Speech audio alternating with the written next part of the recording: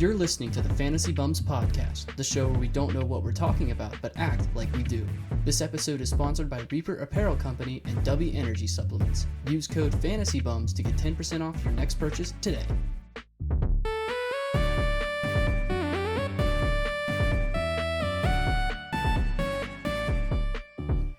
Welcome in, everybody, to the episode 10 of the Fantasy Bums Podcast. Episode 10, double digits.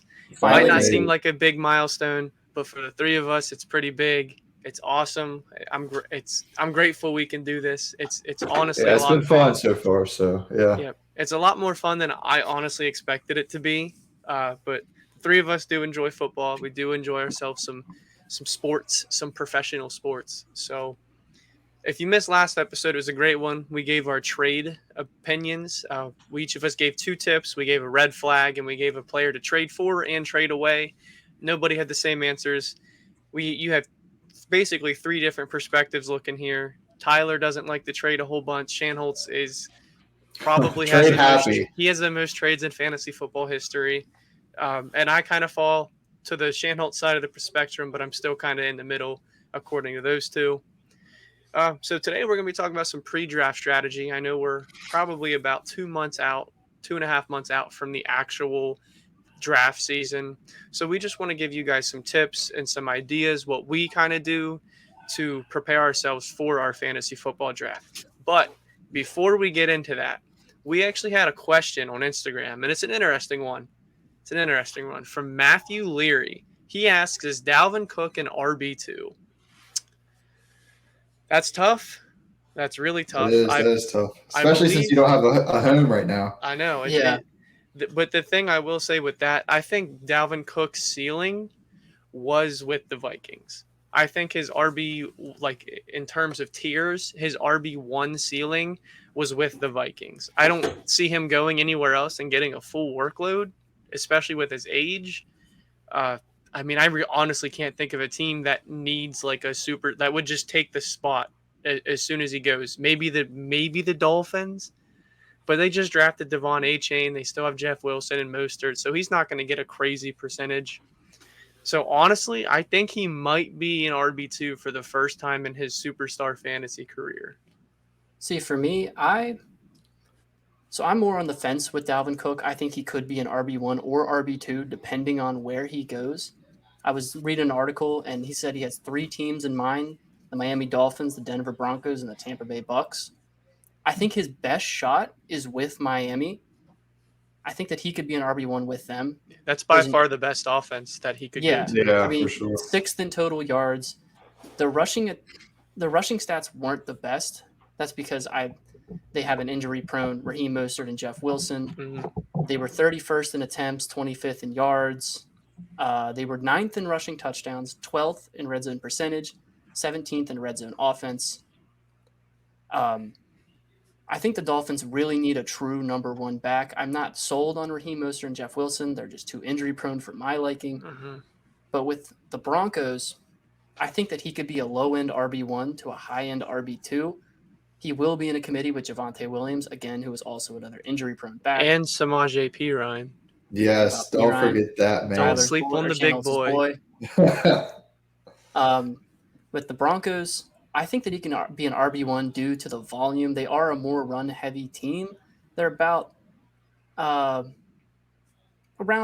the lower end of the middle of the pack, 21st in rush offense, 17th in attempt, 28th in rushing touchdowns, 32nd in red zone offense, and 30th in red zone percentage. That was due to the Russ play, the low end of the 28th in rushing touchdowns, 32 red zone offense, and 30th in red zone percentage. But now with Sean McVay coming in, I could see Russ taking a big step up. Sean Payton coming in, not Sean. Close enough. This is Sean. It's a Sean. It's close enough. Then with the Bucks, he's an RB2. I don't like the Bucks. They're not going to move the ball down the field and win games. And like Nick said, you need running backs on winning teams. Yeah, the only thing that scares me with the Broncos landing spot is against Samaje Perine. But let's just say Javonte Williams isn't healthy. He's still going to be splitting time with Perine. Dalvin Cook is. And then whenever Javonte's healthy, he's just going to be splitting time in three aspects instead of just two. it should be a 3-way committee instead of a 2-way committee when Javonte comes back. I agree with you, though. I do believe his best landing spot is Miami because it's the best offense. If Tua can stay healthy, all of those rushing, all of the red zone, all of the touchdown numbers are going to go up, and he will be a beneficiary of that. But the Bucs are the bottom just because I don't believe in that offense at all. Outside of Chris Godwin, Mike Evans is aging. I don't know, maybe a little bit. I'm trying to stay away from that offense, though, in general. Shanholtz, what are your thoughts on Dalvin Cook? I guess I'm on the other side of the spectrum. I think RB2 is this guy's floor this year. Tyler kind of hit on it. Throughout the last 4 seasons, he's been an RB1 minus 2021 when he was RB16. So he was high in RB2 that year. Yes, he's not in Minnesota, which was a fantastic spot to be in. But moving around is not. I don't think it's going to hurt, especially when you have the name behind you, like a Dalvin Cook. Like you're a superstar, you're going to get your touches regardless of where you end up. And then I just kind of threw out all the talks about whatever teams he's not going to go, like whoever he's potentially going to. I haven't been really paying attention, but I have 2 teams that I think will help his stock and 2 teams that I think will hurt. So for the 2 teams I think will help him are Miami, of course. Nick and Tyler, you both said a great offense, great place to be. A lot better than Jeff Wilson, Mostert, and A-Chain for sure. And then another spot I had that's kind of interesting is the Los Angeles Rams. I think he could definitely beat out Cam Akers for that spot. And that team is atrocious, and they're going to just run the ball mostly besides Cooper Kupp. And that could be a good landing spot for him. I don't think that'll ever happen, but that it's nice to dream. That would kill my Cam Akers dreams this year. Yeah. So that's the only downside to that. And then actually for the hurt, I have Buffalo, and I just think that Josh Allen takes too much of the running game up for them to fit in Dalvin Cook. And I don't like two brothers in the backfield. I just think that'd be too congested, too many cooks. I don't like that type of vibe. I think they're going to compete too hard with each other or be too lenient, be like, I want my brother to do good. Like, no, you got to be selfish. Like, you got to have one or the other. You can't have 2 cooks. And then another team I have the hurt is New England Patriots. The only reason I had this is because I heard DeAndre Hopkins might be going there, and I saw either a tweet or an Instagram post saying that Dalvin Cook wants to team up with DeAndre Hopkins. So if DeAndre Hopkins goes to New England, maybe. I don't know. I'm living in a fantasy land right now, obviously, with the teams I picked. I have no logic behind it. But New England would be an interesting spot, especially with Ramondre Stevenson having a breakout season last year. So that one would definitely hurt too. And then the Buffalo one as well, for me, would hurt his stock just a little bit. And, yeah, I think his floor is RB2. He could definitely be an RB1 again, and no one would be, would look any different. I know so if I was DeAndre Hopkins. Oh. I know if I was DeAndre Hopkins. Oh, I know one at a time. I know if I was DeAndre Hopkins, I would not want to go to the Patriots. If I was him, I'm ring chasing. I'm going to the Chiefs, and I'm bringing Cooks with me. So if Dalvin Cook does go to Buffalo, Shanholtz, you could quite literally say that there are too many cooks in the kitchen. So that's a problem. Yeah, that's a problem. Something you could say. And that will be said on Twitter if he does go there. So keep an eye out for that one. All right, so let's go into another question that's a little bit more draft related. And this is just kind of a general question because this man, oh boy, this man's something. He's probably one of the greatest players in fantasy at his position. He has ranged his ADP from, I've seen 104 this year is the earliest, and I've also seen late ends, the 111s. So the question is, how early is too early to draft Travis Kelce this year in 2023, going into his age 33 year? I do believe it is. I don't know if there is a too high for Travis Kelce. Let me say this too. I believe his current ADP is 105. Yeah, it is 5. Okay.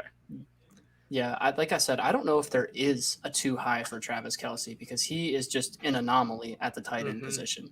If you want a full breakdown on Travis Kelce, go back a couple episodes to our AFC divisional fantasy teams where Shanholtz talks about Kelce. I big time rode Travis Kelce for sure. I personally think 5 is the highest. I wouldn't go higher than 5. I wouldn't take him over guys like Justin Jefferson, Jamar Chase, Christian McCaffrey, or Eckler. Yeah, 5, I think, is the highest. I don't think I would take him over any of those guys, but I would maybe take him over a Cooper Cup or a Tyreek Hill. oof, oof. There's 5 guys that come to my mind that I want over Travis Kelsey, and you named the 4 of them, and then you just said Cooper Cup, who you said you would take Travis Kelsey ahead of. It's just I want, Matthew Stafford with me yeah. for Cooper Cup. Well, I know, but I Depending on how want he comes Cup, back. I want Chase, I want McCaffrey, I want Eckler, and I want Jefferson all over Travis Kelsey. So I guess my answer is 6. I think 106 is the perfect spot for me to draft Travis Kelsey. I'm right with Nick. I have him at 106, and I have Eckler, Jefferson, CMC, Cup, and Chase. Mm-hmm. My 5 above them. You could honestly, for me, you could flip flop between Cup or Chase and Kelsey. Any of those 3 could interchange for me.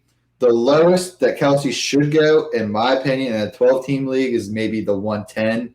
Mm-hmm. Anything lower than that is an absolute abomination, and your league should get terminated.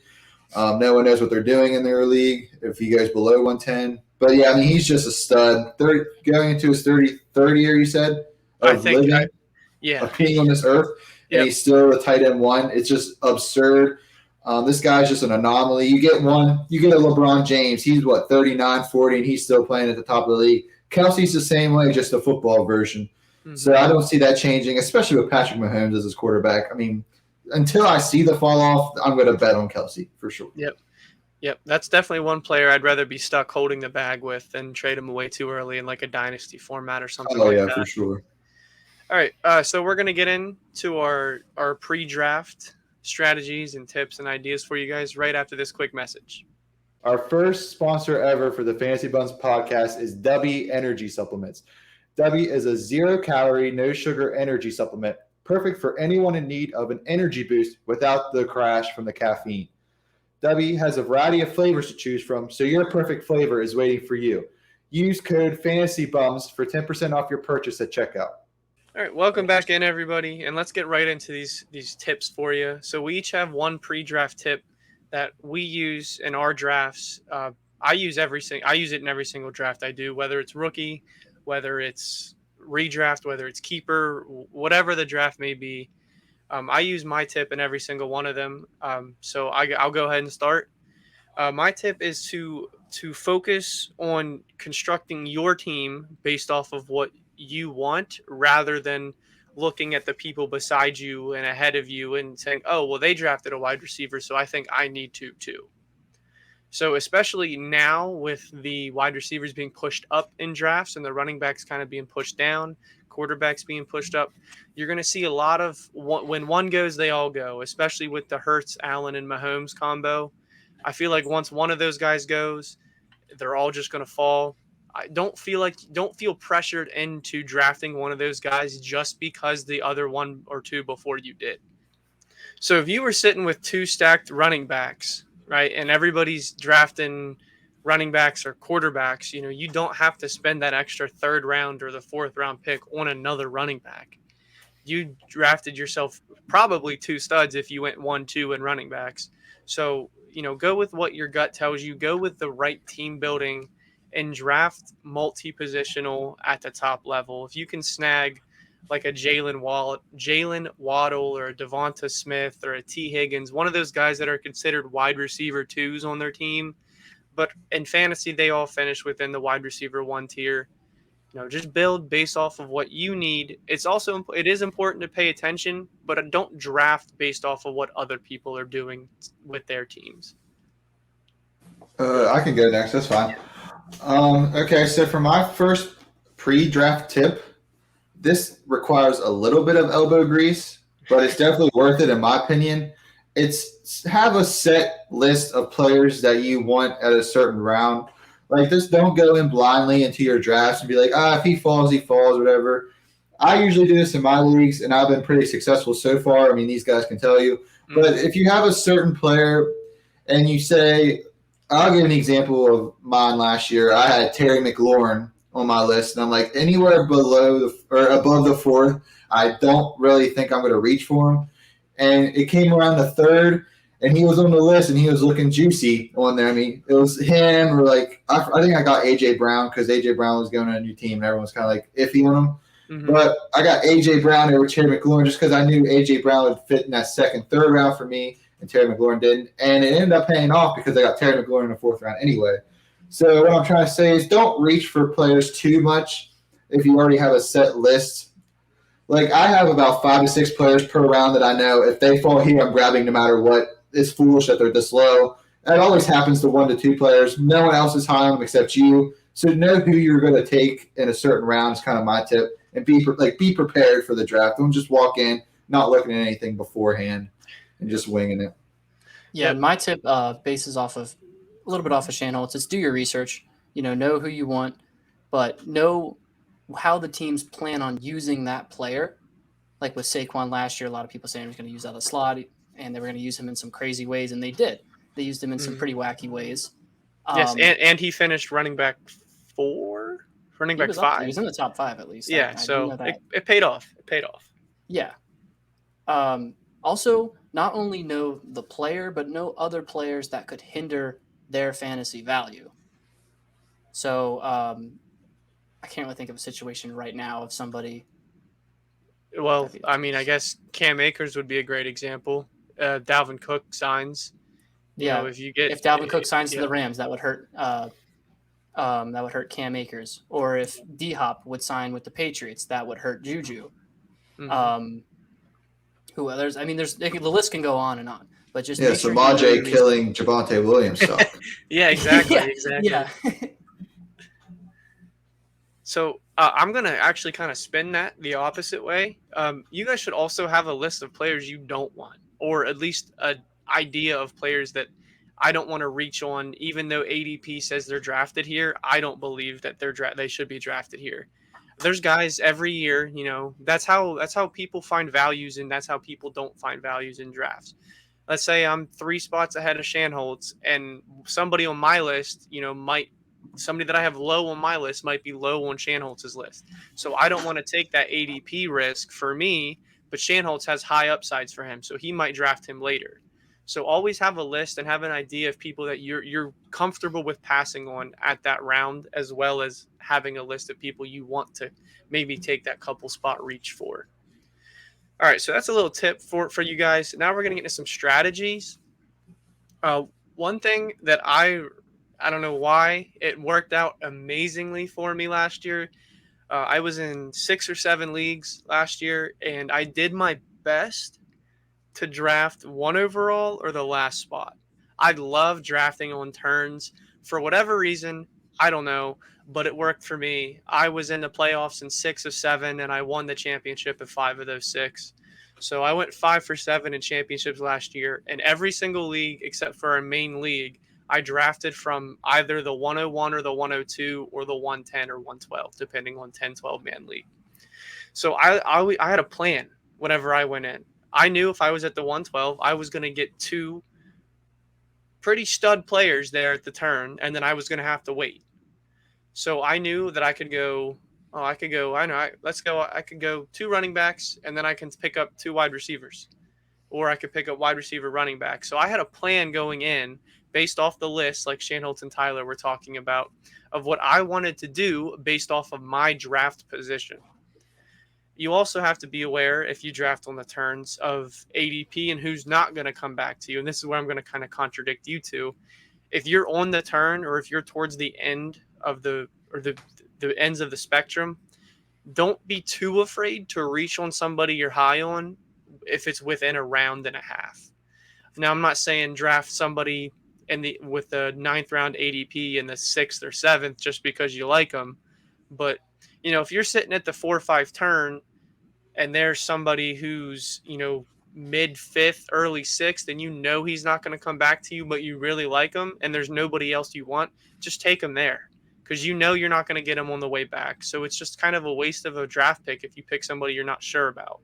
So have a plan based off of where you're drafting, and know how you want to approach the draft.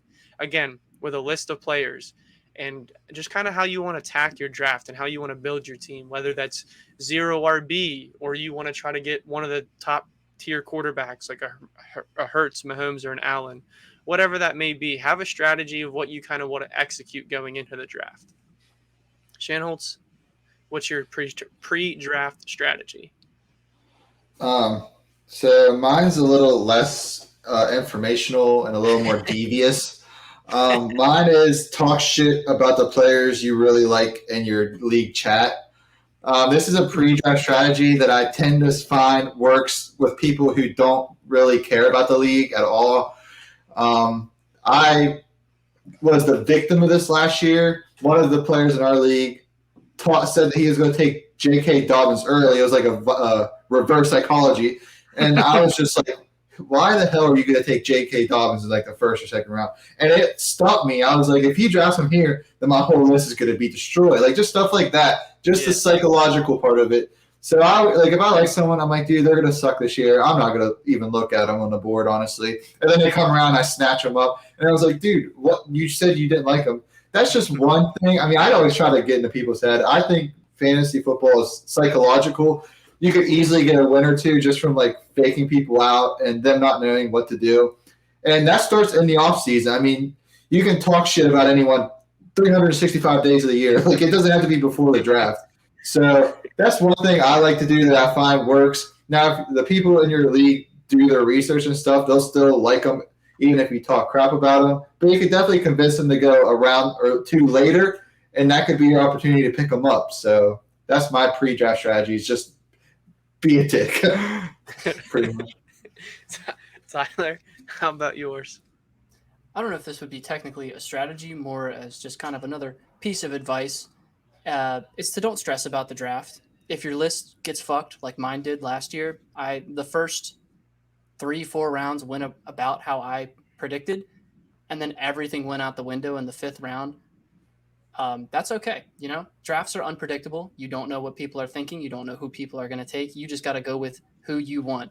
You can typically predict what's going to happen in the first couple rounds, but in the later rounds, just chill out, wait and see who comes to you, wait and see who falls. And if you're in a redraft league or a non-redraft league, build those later rounds on team needs. You know, look for some steals late that you could keep. Just stay calm, cool, collected while you're drafting. Don't let somebody get in your head like Shanholtz is going to try and do. I like how we have the yin and yang. Yeah, definitely. And then the draft, that makes sense. Don't worry about the draft. I went back and looked. I was just messing around on like our league history and stuff. I finished with 2 players that I drafted originally at the end of the season, but I'm a tradeaholic. But like the draft is just a set, like the beginning of the roster. It's not going to take you into the end or anything. But you definitely want to get good players, but that's not going to be your lineup the whole year for sure. So you can definitely flip some players if you don't like them as well. So you definitely don't have to super stress about the draft, but it's just a good starting point. It's better to be ahead than behind. Yeah, the draft is definitely a place where you can't win your championship, but you can lose it. So as long as you have a plan, you have an idea of what you want to do, and you execute that plan to the best of your ability, I feel like it's all going to work out. Like Tyler said, don't stress about the draft. It's the draft. It's supposed to be fun. People are going to make mistakes. It's not going to go as planned. If you guys remember a couple episodes back, I believe it was episode 4, we did a rookie mock draft, and that was probably about a week and a half before we did our actual rookie draft. And I drafted from the 110 in the mock and in the actual draft. And in the mock, I got the free choice of any quarterback I wanted. Well, in the actual draft, I got stuck with the 3rd best quarterback, which was CJ Stroud. So you never know how drafts are going to go. It is important, though, to do mock drafts. That way you can build your list that way, too. You know, see who's usually in that area that falls to you at the 106 or wherever you end up being. That way you have an idea of how to attack the draft. Anybody else have anything else to add about how to play your drafts? Any tips, any advice? No, just win the championship. Pretty simple. No, but it just sounds like one of my roommates broke a plate. So that's cool. Yeah. Well, it's rowdy in Morgantown. Hopefully that sharp money can pay for it. Hopefully. It's been a rowdy night at the Morgantown household. Oh boy. You and your wine nights, huh? Oh yeah. Girls' night's always the best night for sure. All right, well, that's going to round it out for all the tips and strategy that we have for you guys. Don't go anywhere because we have a couple questions for you right after this break. So for our second sponsor, we are happy to have Reaper Apparel Company as our second affiliate. Reaper Apparel Company is a mental health advocate clothing line with top-of-the-line material and sleek designs. If you want to support a clothing line with a good cause behind it, this is the one for you. You can use our code FANTASYBUMS for 10% off of your purchase at checkout. Thank you for listening to that second ad we had for you guys. Now, we have a couple questions. I'd love to hear everybody's opinions down below in the comments on Instagram, Twitter, whatever. If you see a post from us, just say, hey, I heard this in episode 10, and this is what I think of it. So this first question is it's an interesting one because I usually say I'm never going to do this, but I usually always do. I like to try to have a diversity with my teams across my leagues. But there always seems to be that one person, that one core person that I usually end up with on all of my teams. So I want you guys to give me one person who you're going to try to leave all of your drafts with this year. So for my first one, I have two, but the first one's going to be real short. This is an egregious homer pick, but I'm trying to come home with Anthony Richardson. Yep. Yeah, there it is. I'm trying to get AR-15. I'm trying to get my boy. But for my actual pick, I'm trying to go after Isaiah Pacheco. Fair. Now, he is the starter in Kansas City in my eyes. I think he'll be the bell cow back there. He finished RB 37, so he's in the top 40 so of running backs. Which isn't, well, you said 37? Yeah. There are 32 teams, so, Yeah. not the best. We don't do math here. Yeah. Well, I was looking at his stats and stuff. He didn't really touch the ball a lot through the first half of the season. But the second half, when he was actually given the ball, it was a completely different story. He actually looked like he could play football. Through the last 8 games, he had 5 top 20 performances. And then throughout the playoffs, the NFL playoffs, not the fantasy playoffs, he was RB 8, 3, and 1. So he had a hot start. He had a hot finish, and I think that could roll over. Can I give you one counterpoint to that argument? And it's just funny. It's that RB1 finish. Wasn't he only facing like one other running back in the league? Still had a lot of yards. He had like stats are juicy though. Stats are juicy. Yeah, I love it. Stats are juicy. Yeah, they don't have to know that. We can cut that part out. Yeah, they don't know how many running backs played in the Super Bowl. But yeah, he had a hot finish. Yeah, no, I agree with you. Isaiah Pacheco, it could be a late round sleeper that will be seen as a wasted pick in many people's eyes for fantasy, but he could be value. I like that take a lot, actually. Oh, yeah, definitely. That's a good late round. Yeah, and a lot of people are going to say that, oh, well, what about McKinnon? McKinnon tore it up in the last couple games, but he's over that hump of running back age. He's 31. Yep. He's getting up there in age, and I think Pacheco could take his spot as a receiving back in Kansas City, who was a very, very, very, very, very, very pass-heavy offense. And Andy Reid, I think, could use Pacheco in some crazy ways. I'm excited for that offense this year. Should be great, especially if they get D-Hop.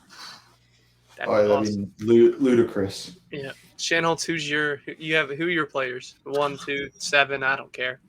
I have one on my list, but I'll give you 3. I have an early pick that I'm going with. I have a mid-range, and I have a late round.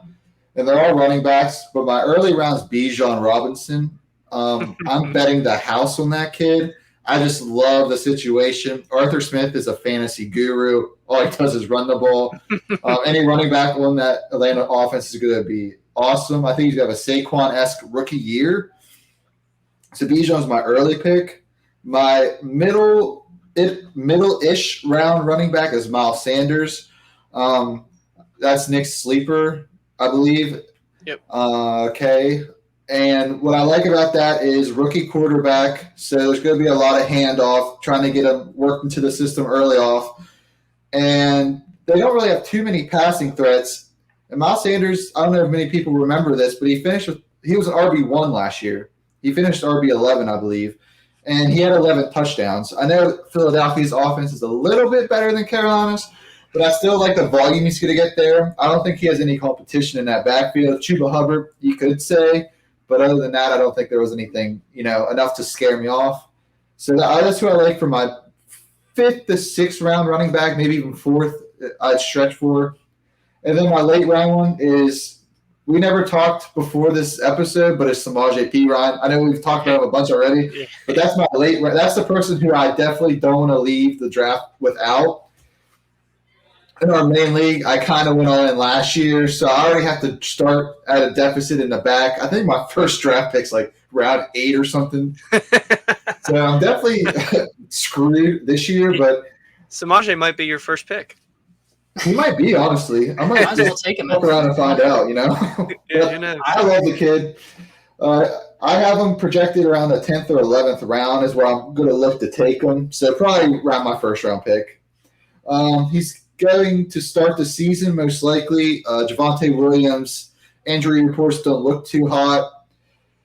Sean Payton always runs a 2-back system. He did it at New Orleans with Reggie Bush and Alvin Kamara. This isn't Reggie Bush and Alvin Kamara, but the same system will apply. Yep. What else do I have on my list? Oh, and then he could potentially beat out Javonte Williams for the third down, like the third down and one, because he's a bigger back. Javonte's definitely the speed back, but as far as like goal line work, Samaje's 335 pounds. Like that's a pretty big boy to tackle around the goal line. So you could definitely get the work at the goal line. So that could be a Mike Tolbert-esque vulture system right there. Javonte Williams could walk it down the field, and Samaje Perine could be the pass catcher and the touchdown running back. Like a Jamal Williams-esque player last year who had 17 touchdowns and was the backup running back for, I think, like half the season. So I definitely like Samaje Perine as my late round. And that's my overall, like, who I was going to pick for this segment is the person I'm not leaving without. So I have 2 for you. And the first one is mainly me saying I've never had the chance to draft this guy, so I just want to have him this year. That's Tyreek Hill. I've really never found myself in the appropriate draft or the appropriate slot in the draft to draft Tyreek Hill. Whenever I had the later picks last year, he was gone. I just didn't get the chance. I think with a healthy Tua, dude, he could finish legit wide receiver 1, like the number 1 wide receiver in the league. He has the speed, he has the offense, he has the coaching. All of it's there for him. He just needs his quarterback to stay healthy. And that's just mainly me saying I've never drafted Tyreek Hill. I've never had the honor. So just stay away from him this year. Because if I'm going to draft him with my first pick, my first picks usually don't really go that well based off injuries. So fade me on the first over or the first picks in the first round. But my second one, I'm actually kind of really excited for now that his teammate across the field left, and we talked about him a little bit today. I want to take Hollywood Brown almost everywhere I can. That's a good pick. He was on pace for almost 1,400 yards and 11 touchdowns in the first half of the season last year with no D-Hop. Yes, that was with Kyler, but the only threats on this offense until Kyler comes back is Hollywood Brown and James Conner. So one of those two is going to get an egregious amount of volume. And my money's on the wide receiver because they can handle it better than the running backs can. So whoever the quarterback is, I'm expecting a lot of plays to run through Hollywood and James Conner. But I like the thought that Hollywood has never really had a true breakout season. I know he's old for a quote-unquote breakout season. He's only 26, 25, somewhere in that range. But still, I'd love to see a breakout Hollywood this year. Somebody has to do something on that offense. We saw it with the Broncos last year. I know he wasn't the best at the beginning of the year, but Jerry Jeudy emerged at the end of the year, the back half. So somebody's going to have to step up and do something for the offense. And for me, that's Hollywood Brown. I just hope he stays healthy. So, yeah, my 2 are Tyreek Hill, and that's just because I've never drafted him before. I don't think I've ever had him on a fantasy team of mine, and that really kind of hurts me, knowing that he's going to retire in 3 years. So I want to try to soak up some of that glory. And then Hollywood Brown there. You can probably get him in the 6th, 7th round, I believe, is his ADP. Speaking of ADP, our last question we have for everybody today is whenever you're drafting, so this is a personalized question, how much does ADP affect when and how you draft? I think it really depends. It really depends on where you are in the draft, what pick you're picking from. Yeah, it just depends. For me, I don't mind passing on a player and waiting for somebody who would be in that ADP range and getting them. But I also don't mind reaching for a player that I do really like. Yeah, that's a good approach to it. To not sounds it's going to sound weird. It's a good approach to not have an approach sometimes with ADP. You just kind of got to let the chips fall where they do, and that's kind of how your draft theme kind of plays out this episode. So I like that. I like that take, Shanholtz. So I go by the rule of fives when it comes to ADP. I'll explain that here. So for rounds 1 through 5, I really involve ADP in my selections. This is the best of the best. This is all the great players in the NFL. And if the experts have them ranked higher than another person, then I mean, situation matters and everything else, and they take that all into account. So I always look at ADP for my first like 4 or 5 rounds, and that just separates the talent as well. Like round one players, like a Tyreek Hill, like a Jamar Chase, like a just are way better than like a round 2 player. Like I don't even know who would go round 2. Maybe like a Nick Chubb or like they're better than that, and the ADP shows it. So 1 through 5, I definitely look. The round 6 through 10 is the second tier. I kind of give or take. I don't look at ADP as much, but still, my rule of thumb is if I really like a player, I will go 2 rounds ahead during that to get them. So if I like a player and I have him around a round 9 pick, if he's in round 7 and I think he's not going to fall any further, I'll get him there. So 6 to 10 is give or take, and then 11 through 15, I just throw ADP away. That's just pretty much Hail Marys.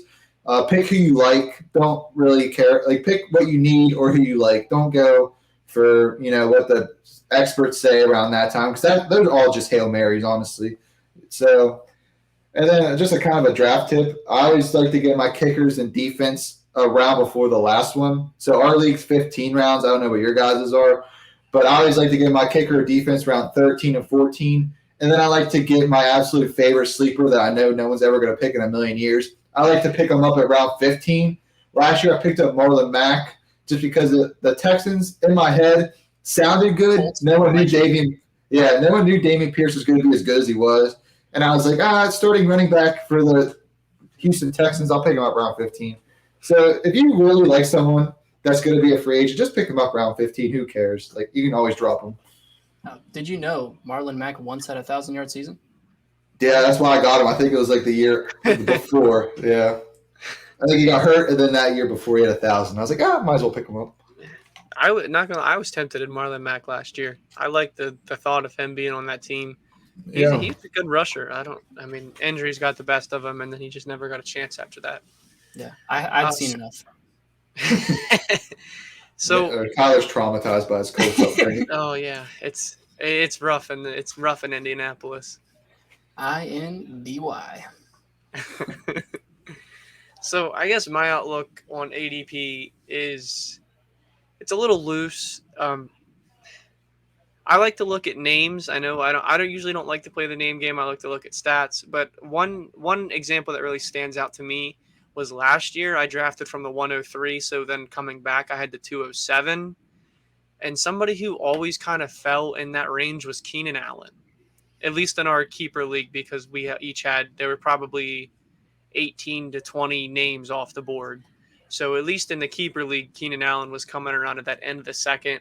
And I just couldn't bring myself to draft him there because of the injury risk. I know he's a possession machine. So right there is where I disagreed with the ADP, and I just looked at other names and didn't make the better choice. I went with James Conner, who was probably about the same boat as Keenan Allen with the injury. Interchangeable. And then they both blew up there at the end of the year. But trust your gut. Don't just draft somebody because they're first in ADP where you are. One of the best things I like to do towards the middle rounds, once we get into rounds 4 through 8, 4 through 9, I like to scroll down a little bit. Whatever tier, whatever position group I'm in, if I'm in running backs, give it one good scroll, okay? And then come back up. I like to go 5 down from the top, just because you usually find some pretty interesting names that you don't realize how high you are on them until you see them, and you're like, oh, like for me, it's going to be Miles Sanders this year. Oh, Miles Sanders is the bell cow back for the Panthers, and I can draft them in the 5th round. Sure, I'll take them. So focus on players and situations a little bit over ADP once you get into those middle to late rounds. But then in the early rounds, you just got to trust your gut. Like I said, I didn't really believe in Keenan Allen to come in last year. I was right for about half the year, and I drafted James Conner, who, like I said, their seasons were pretty much identical. They were okay to start, got hurt, and then came back, and they were back to their normal forms. So ADP, it's good. It's a good tool to have. It's something you can use to help make your list, to help see what players are going to fall where. But at the end of the day, your draft could go completely against ADP. So you just need to have a plan, which is stuff we all talked about today. So that kind of rounds out all the content we have for you guys today. Do you two have any final closing thoughts or anything about drafting? Anthony Richardson for MVP. All right. Okay. And then just an update on our socials. We almost have 1,500 followers on Instagram, so that's pretty badass. So shout out everyone who follows on the Insta. Yeah, thank you. And if you don't, go over to it. That'd be pretty cool. So I've got one more draft thing that I kind of forgot about. Towards the late parts of the draft, 11 through 15, try to take a shot on somebody. Not just the sleeper that you believe in. Take a shot on, a wide receiver 3 that's got some talent, or a running back who's kind of buried in the depth chart, because it could just take one injury or one trade or one cut for that person to win your league. So, obviously if I knew who it was, I might not tell you guys because I want to win, but we'd be a lot more successful in fantasy football if we knew every breakout and all the sleepers. Try to find somebody you're high on. Try to find somebody that maybe is buried a little bit with some elite talent. It'll be hard to find, so don't fret if you can't. So that's going to round out episode 10. I can't believe, again, episode 10. It's pretty awesome. It's crazy to think we've been doing this for about 2 months now, almost. Yeah, we're about 2 months in. Yep. Thank you to everybody who's put their part in, whether it was a follow, a comment, a like, even if it was as you clicked on the video by accident and you didn't like it, whatever. I appreciate the click. Yep. Clicks are clicks. So if you're watching, obviously our socials have been above us for the past 40 minutes. So if you haven't seen those yet, they're right above us. If you're listening, our Instagram is fantasy.bums. Our TikTok is fantasy_bums_. Our Twitter is bums_ff, and our YouTube is fantasy bums. Again, with the YouTube, we're more than just a football podcast over there. Shanholtz is doing some pretty cool stuff with No Face, No Case. And he's also got some other ideas working. I'm not going to spoil anything. He's got some other videos planned. Tyler, he's a little bit of a wild card right now, still working through some kinks.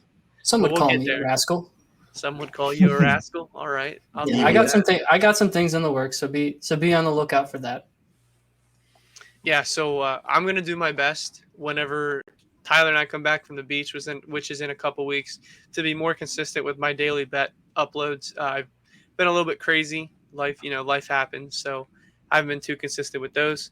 But if you wanna see them, a little shameless plug here for the boys in Michigan, head over to Sharps. It's great. It's a social media platform just for bets. You'll see every single bet that we post. Again, Shanholtz is finding himself deep into some MLB bets right here. No bueno so far. Don't tell me. I post funny stuff, but if you're actually betting, don't just follow for the laughs because it's not good. Sometimes it's all you need. It's all you need. Yep. Yeah, laugh through the pain. Yeah, we're very grateful to be partnered with these guys, or to work with them. Excuse me. They're great. They've helped us a lot. They've helped us grow. We've helped them grow. It's a hand-in-hand thing.